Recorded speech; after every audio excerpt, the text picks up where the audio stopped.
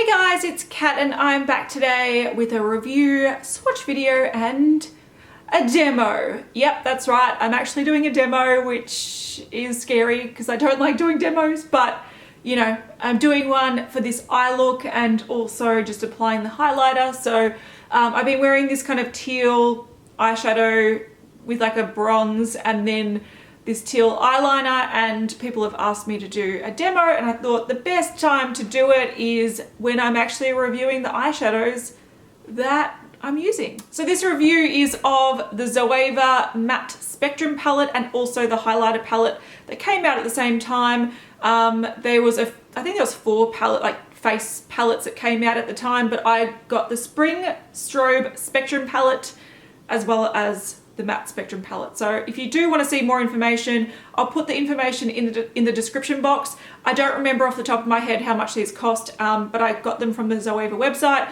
so I'll link that down below. Now, the main reason why I was interested in picking these up was because I loved this palette, and I'm using this palette as well in the demo, just for the basic bronze shade. If you wanted to see my review of the nude spectrum palette, which I did going on maybe 16 months ago now, it was a while ago. So this is the palette, and I really loved this palette. It was like a nice basic palette.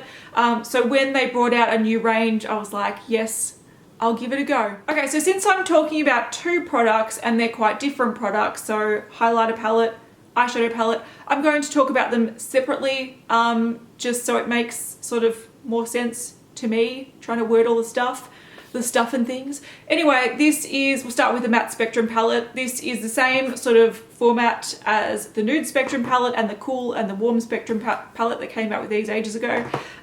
This is just a thin sort of matte rubberized cardboard packaging, super thin. There's no mirror in it at all, so very light and easy to travel with.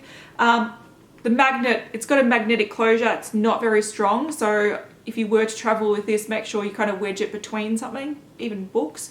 But this contains a lot of product. So it is, the brand Zoeva is a German brand, but this is made in Italy, and it is infused with like vitamin E. It's supposed to be have superior pigmentation and easy to blend. Do note that the first ingredient in this is talc. So if you have a sensitivity to talc, these do contain talc. One good thing about this formula is that it says that from opening you've got 24 months to use it. Now, a lot of people like myself ignore that and just use it as long as they want to, but if you are a stickler for use by dates, 24 months. So these contain 15 shades and it's 1.5 grams of product per shadow, which is really great because normal single eyeshadows like a MAC single eyeshadow or a Makeup Geek one, they all contain 1.5 grams. So this is 15 full-sized eyeshadows, which is great. Okay, so you can see from the palette itself, they kind of go in rows. The top one is sort of like a nude row. I'll get to that in a second. Then you've got like a yellow orange row, more of a peachy red row, purpley blue row, and like a green row down the bottom. Let's just talk about the layout of the colors and the color choices that annoy me. So you can tell that they've put a nude row in the top to make it more of a wearable palette. It's like, oh, you can start mixing all these colors with those nudes and all of a sudden you can get some wearable looks. You can't. Those nudes are kind of crap. Like they're a little bit ashy, they're a little bit, I don't know, chalky. They're just not the best, and I think if you took those out and added 3 better colors in this palette and you just labeled it just as a purely colorful matte palette, you could do a lot with this. This would have been better if it was a palette designed to just accompany other palettes, because it would have made more sense. So I don't like the nudes. I think they sort of look grey on the skin. They're just not the right kind of shade for most people. So if you did get rid of that, I think a matte colourful palette would have made a lot more sense. And even though you can't wear it as a standalone palette, it still would make more sense. So the top row kind of irks me. Then I also don't like that this yellow orange row, they kind of all look the same. It's like, you could have got rid of the middle one because they sort of all look the same in the eye. So yeah, out of the top 2 rows, I'm saying you could take out 4 easily without any problem. Then we get to this row down here, and once again, these kind of shades appear the same in the eye, so I think you could have got rid of that middle one. So this palette's sort of split between warm and cool, and it's very hard to mix them together without them looking stupid. If you had like a dark plum or a purple in here, you would have been able to start mixing some of these warmer shades in with the cooler shades and had it like work a bit better. So yeah, take that out, put a plum, and this row I don't hate. This is a little bit murky, but you know, I don't hate. So in my opinion, they could have made this so much better by getting rid of the nudes, putting in some smarter shades like a true red, some deeper, like a deep purple, even like a deeper green or something like that. It would have, maybe a navy, it would have made this palette a lot more, I don't know, versatile, but also make a lot more sense. So I just, when I was using this and forcing myself to use it a couple of times, I was just like, I don't get it. Like, there's not enough in here. Even though it looks like you have all the colors of the rainbow, there's really not enough here to create some cohesive looks. And I'm sure there's people out there that are going to be like, well, I love colorful matte looks and I would use all the shades. I still don't think you would in this palette because they just don't tend to work together very well. You really have to like isolate a few areas and just pick a few colors. So yeah, I don't like the layout, and I think there would have been some really great opportunities to put in some great colors in there that would work together really well. And if you just took away the 3 up there and put some smarter shades, it would have made this palette so much better. So I don't love the shades that they've chosen, essentially.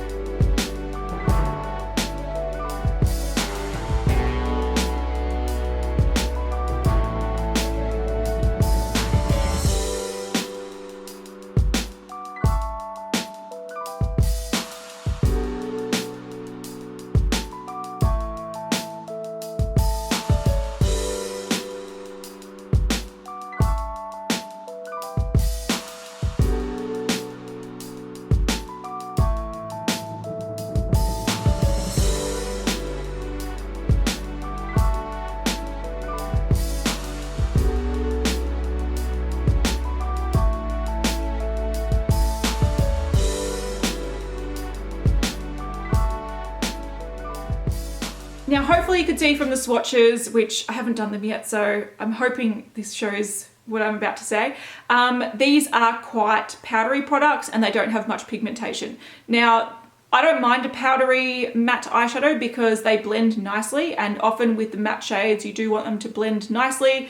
And yeah, if you get a formula that's very pigmented and that just kind of sticks to the skin and doesn't blend, it sort of skips on the skin and it looks patchy, and I don't like it. So I'd prefer something that I have to be careful with fallout, but you get a nice look, than something that doesn't have fallout and it's really hard to blend on the eye. So it's quite powdery, but I'll forgive that, but it doesn't have very great pigmentation. Now, hopefully you could see with the brush swatches that you can make these more intense and look more pigmented if you do like pat them on the eye and build them up. You can get quite a nice sort of vibrant look. I know which shades work really, like that have enough pigmentation to be usable, like this one, this one, this one, that one. Some of the other ones, like even these guys, are a bit like, they're not the nicest. And the fact that this is a bright matte colorful palette, you want it to also translate quite bright and colorful on the eyes, which a lot of these don't.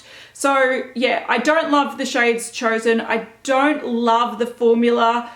It's workable, but it isn't as pigmented as I want it to be. And leading on from that, I find that if you use too many colors in this, it starts getting very, very muddy. So that's why I'm saying that this row is pretty much useless having all 3, because if you were to do a look using that as like a gradient, for example, it would all look like you're just using that color on the eye, because they aren't pigmented in a sense that it takes a bit for the color to show up, but also since they are very soft and they do blend, they're quite powdery, they just muddy together really easily. So for example, if you were going crazy and you're like, I want this color with a bit of blue, with a bit of green, all of a sudden you just have a mess of swamp brown because they don't hold their color. They kind of just mix together a lot, which is why the best way to use this is if you were using another palette, say like a nude palette, and then you were going in with one of these shades just to add a pop of color,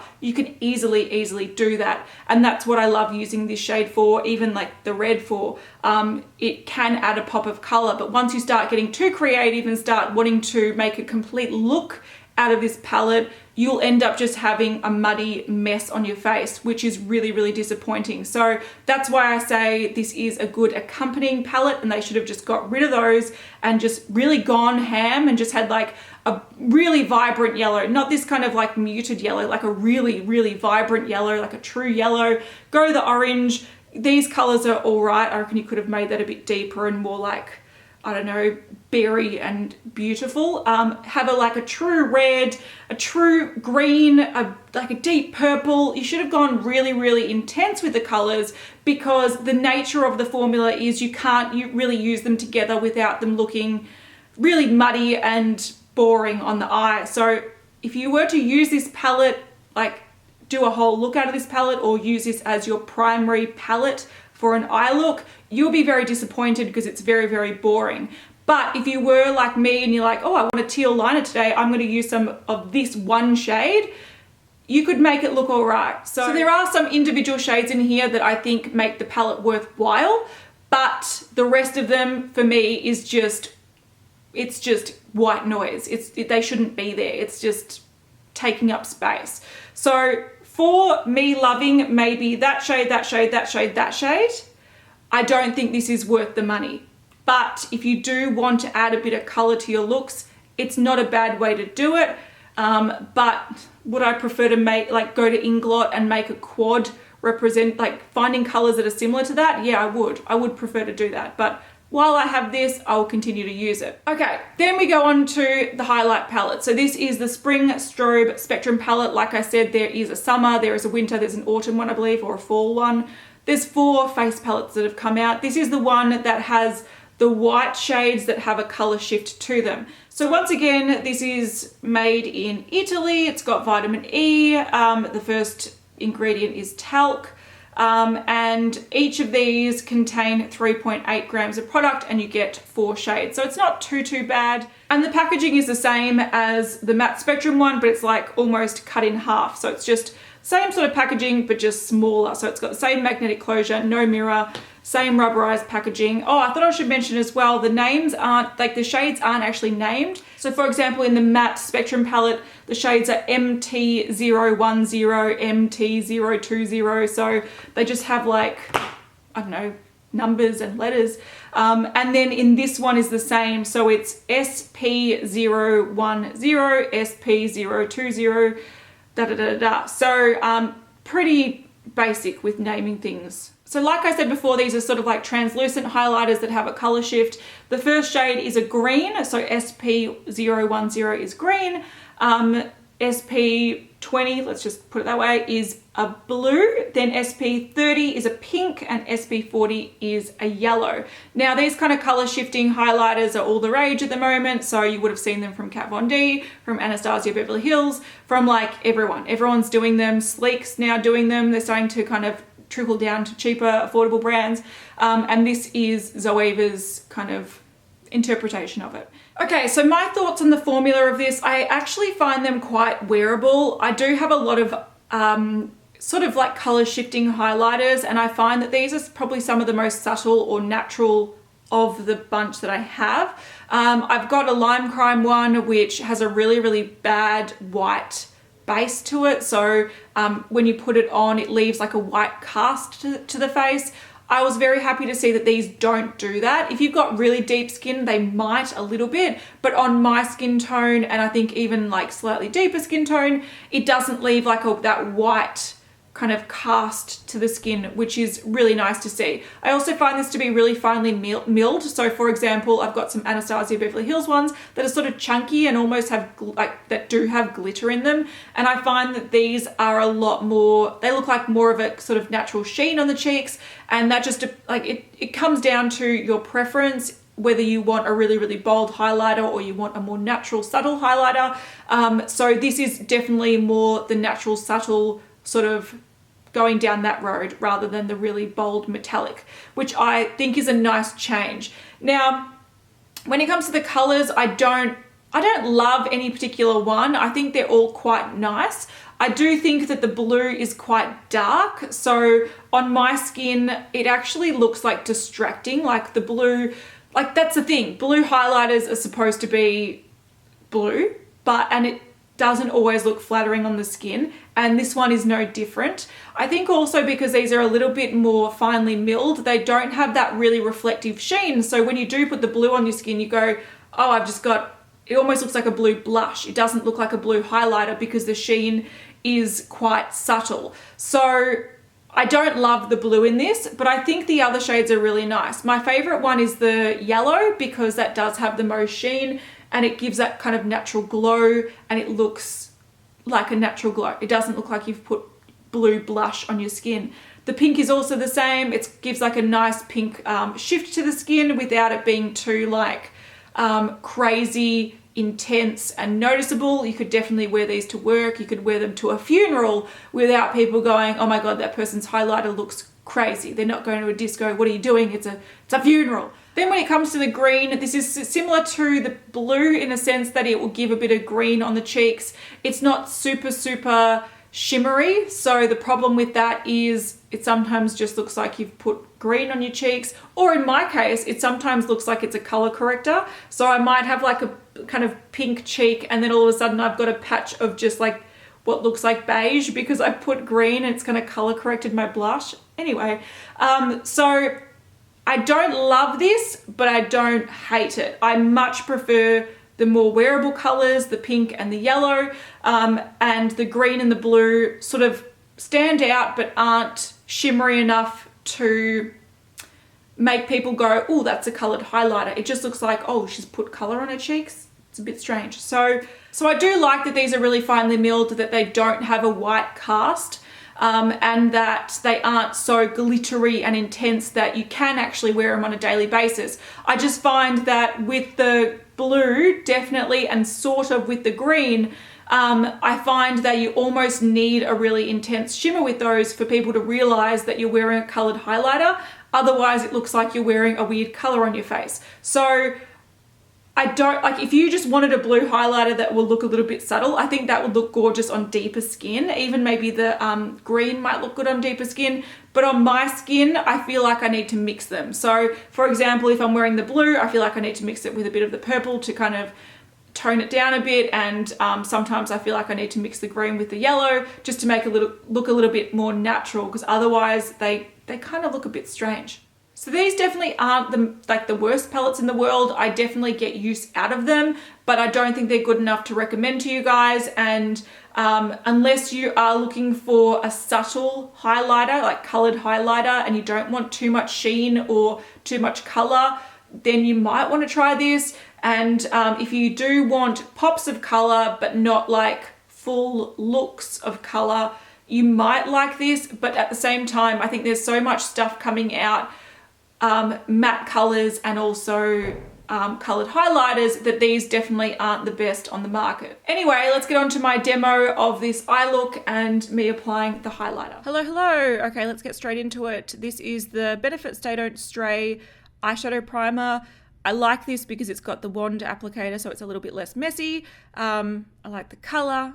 It works reasonably well, and it's in my project pan. I'm using a brush to apply this just so I can look fancier in a tutorial. Normally I'll just use my fingers or possibly even the makeup sponge that I applied my foundation with, whatever.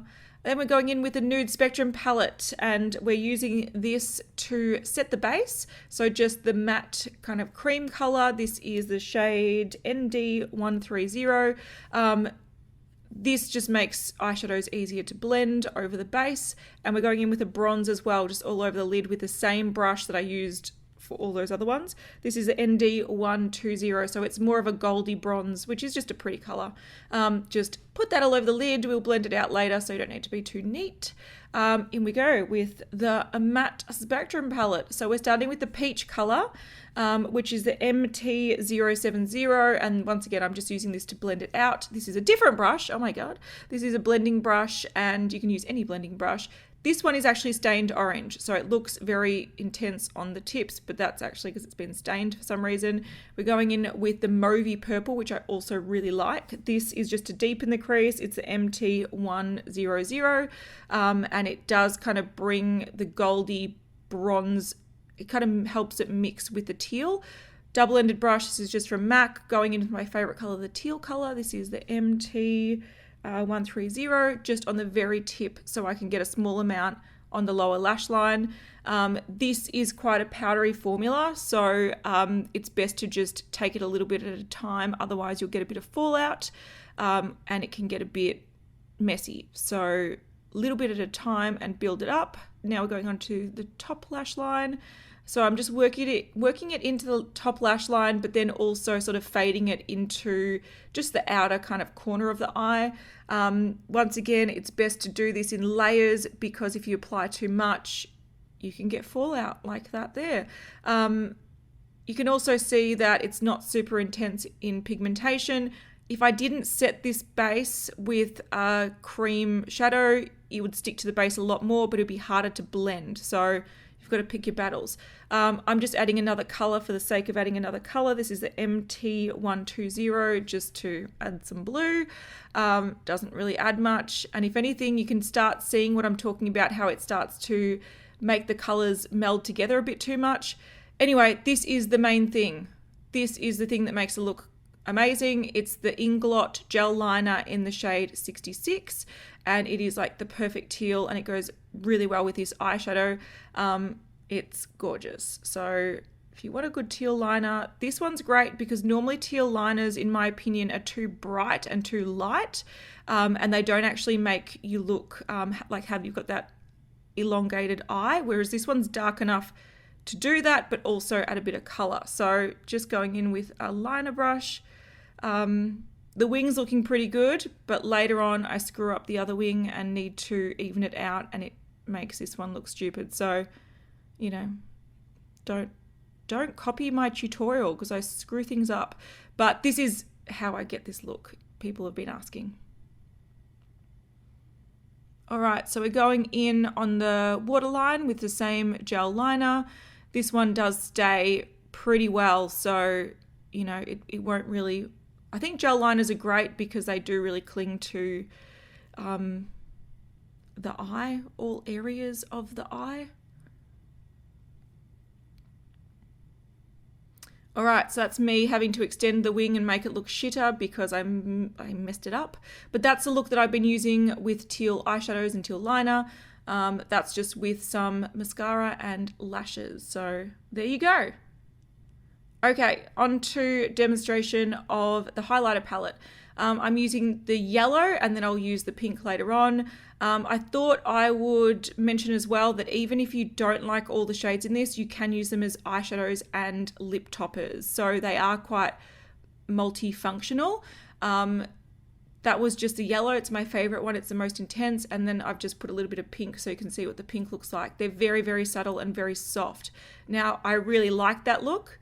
But it might not be for everyone. Okay, that's my look, and I'll have a coffee. Give it a thumbs up if you like this, and I'll see you next time. Bye.